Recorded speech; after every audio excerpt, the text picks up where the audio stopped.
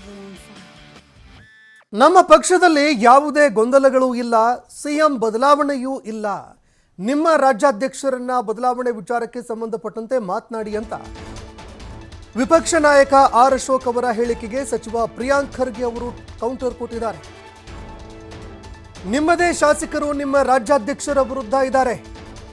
ನಿಮ್ಮದೇ ಶಾಸಕರು ನಿಮ್ಮ ರಾಜ್ಯಾಧ್ಯಕ್ಷರ ವಿರುದ್ಧ ಮಾತನಾಡ್ತಾ ಇದ್ದಾರೆ. ಭ್ರಷ್ಟಾಚಾರದ ಆರೋಪಗಳನ್ನ ಮಾಡ್ತಾ ಇದ್ದಾರೆ. ಇದಕ್ಕೆ ಏನ್ರಿ ಹೇಳ್ತೀರಾ ಅಂತ ಪ್ರಶ್ನೆ ಮಾಡಿದ್ದಾರೆ.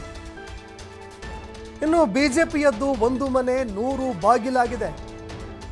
ಇಡಿ, ಐಟಿ, ರಾಜ್ಯಪಾಲರ ಭವನ ಇದೆಲ್ಲವನ್ನ ಬಳಕೆ ಮಾಡಿಕೊಂಡು ಬಿಜೆಪಿ ನೆಲೆ ಕಂಡುಕೊಳ್ತಾ ಇದೆ. ಇದು ಬಿಜೆಪಿಯ ನಾಯಕತ್ವ, ಜನಪರ ನಿಲುವು ಅಂತ ಪ್ರಿಯಾಂಕ್ ಖರ್ಗೆ ಅವರು ಲೇವಡಿ ಮಾಡಿದ್ದಾರೆ.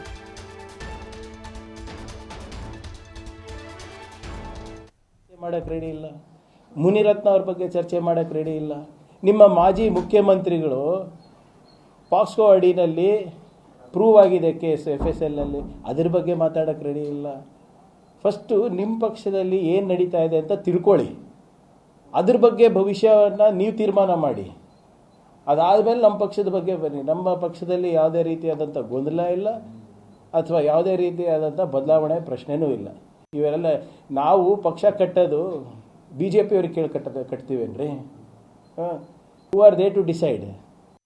ಫಸ್ಟು ನಿಮ್ಮ ಪಕ್ಷದಲ್ಲಿ ಏನೇನಿದೆ ನೋಡಿ. ನಿಮ್ಮ ಶಾಸಕರೇ ಹೇಳ್ತಾ ಇದ್ದಾರೆ, ಏನಾಯ್ತು ರೀ ನಿಮ್ಮ ವಕ್ಫ್ ಹೋರಾಟ ಪ್ರಾರಂಭ ಆಯ್ತಾ? ಪ್ರಾರಂಭ ಆಗೋದಕ್ಕಿಂತ ಮುಂಚೆನೇ ಮುಚ್ಚಾಕ್ಬಿಟ್ರಲ್ಲ, ಅದ್ರ ಬಗ್ಗೆ ಮಾತಾಡೋಕ್ಕೆ ತಯಾರಿಲ್ಲ. ಕೌನ್ಸಿಲ್ನಲ್ಲಿ ಇರ್ಬೋದು, ಅಸೆಂಬ್ಲಿನಲ್ಲಿ ಇರ್ಬೋದು, ಮುಖಭಂಗ ಆಯ್ತಲ್ಲ ನಿಮಗೆ. ಯಾವ ಇಶ್ಯೂ ತೆಗೆದ್ರಪ್ಪ? ಏನಾಯಿತು?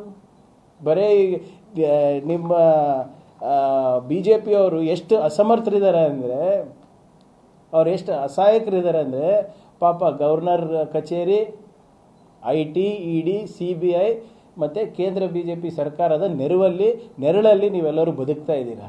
ನಿಮ್ಮದಾದಂಥ ಯಾವುದೇ ರೀತಿಯಾದಂಥ ಇಲ್ಲ. ನಿಮ್ಮ ಮನೆ ಒಂದು 3 ಅಲ್ಲ 100 ಬಾಗಿಲಾಗಿದೆ. ಅಶೋಕ್ ಅವರು ಭವಿಷ್ಯ ನಮ್ಮ ಪಾರ್ಟಿ ಬಗ್ಗೆ ನುಡಿಯೋದು ಬಿಟ್ಟು BJP ರಾಜ್ಯಾಧ್ಯಕ್ಷರು ಚೇಂಜ್ ಆಗ್ತಾರಾ ಇಲ್ಲ ಅಂತ ಅದ್ರದ್ದು ಮಾತಾಡಿದ್ರೆ ಸೂಕ್ತ. ವಿರೋಧ ಪಕ್ಷದ ನಾಯಕರು ಕಾಂಗ್ರೆಸ್ನಲ್ಲಿ ಏನಾಗ್ತಾ ಇದೆ ಅಂತ ಯಾಕೆ ಅಷ್ಟು ಆಸಕ್ತಿ ಇದೆ?